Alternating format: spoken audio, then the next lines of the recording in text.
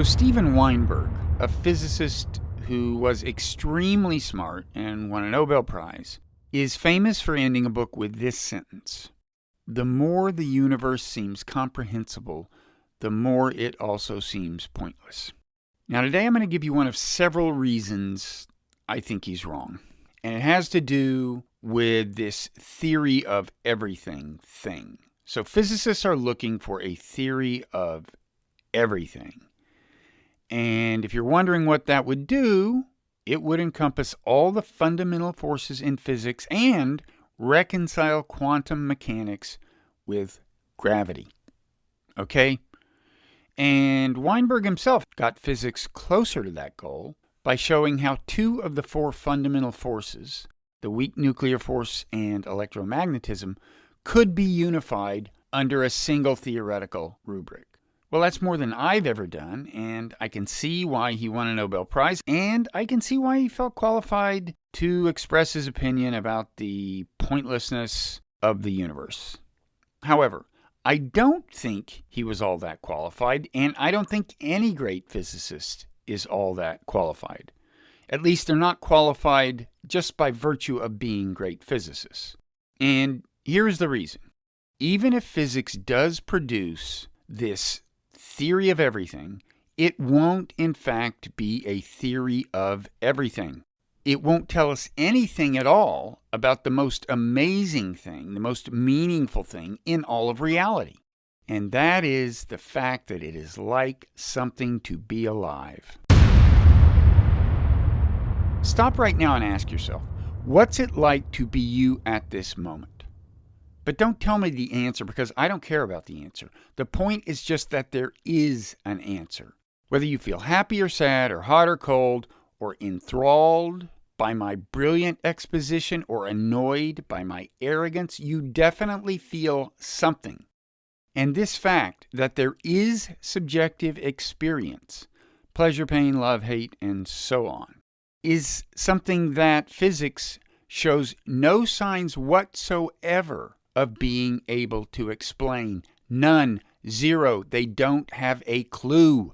We are nowhere near solving the mystery of subjective experience, the mystery of consciousness. Why we have it, what it is, nothing. And by the way, it isn't really just physics I'm talking about. Physical science broadly cannot give us anything approaching a satisfactory explanation of consciousness. So, for example, evolutionary biology can explain why people and some other animals behave in loving ways or behave in hating ways.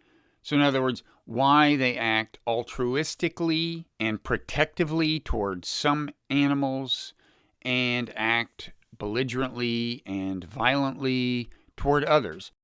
That evolution can explain. What it can't explain is why you would have to feel love while you're behaving in a loving way, or feel hate while you're behaving in the opposite way. In fact, we can build robots that behave altruistically or behave violently, and we assume that it's not like anything to be them. We can imagine that being the case, right? It's not obvious why it would have to feel like anything to behave in any particular way, because our assumption is, the assumption of modern behavioral science is, that you can completely explain the behavior of human beings in physical terms, at least in principle.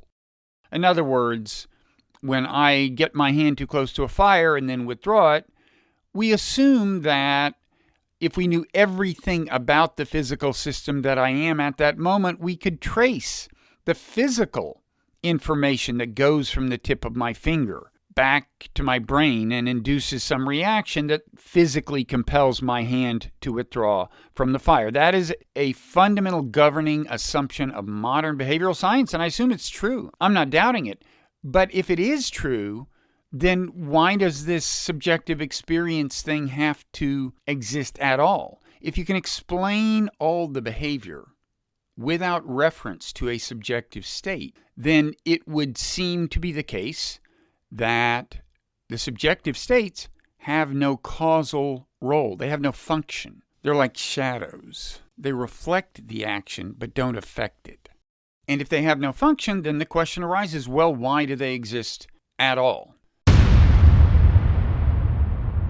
Now, of course, we can correlate these physical brain states with experiential states, with states of consciousness. We can show that when you feel love, one part of your brain lights up, and when you feel hate, another part does. Fine. I don't deny that. There's obviously some kind of very close connection between our biology and our subjective experience. What isn't clear is why the subjective experience would exist in the first place. I mean, intuitively, it seems clear. It feels like I feel the heat and decide to move my hand, or I feel the heat and the feeling of heat causes me to move my hand. But modern behavioral science, in keeping with the fundamentally physical paradigm that governs science generally, holds that those feelings aren't really involved in the action. Okay? So this science can't help us explain why they exist. Biologists can't explain it within this paradigm, and God knows physicists can't. Now, in my next micro lecture, I will say a little bit more about why science is unable, and I will argue almost inherently unable, to solve the mystery of consciousness. Meanwhile, I would just ask you to agree that if it weren't like anything to be alive, if we didn't have consciousness, if we didn't have subjective experience, if we couldn't feel love and hate and be overpowered by beauty and so on, life wouldn't have much meaning, right? Because we'd just be robots.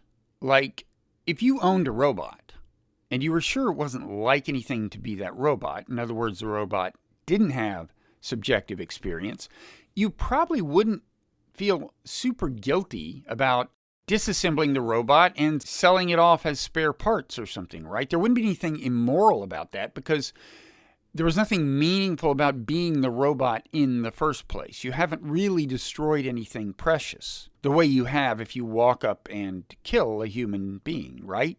So, subjective experience, we take it for granted, but the fact is that it's this amazing thing that gives our lives meaning.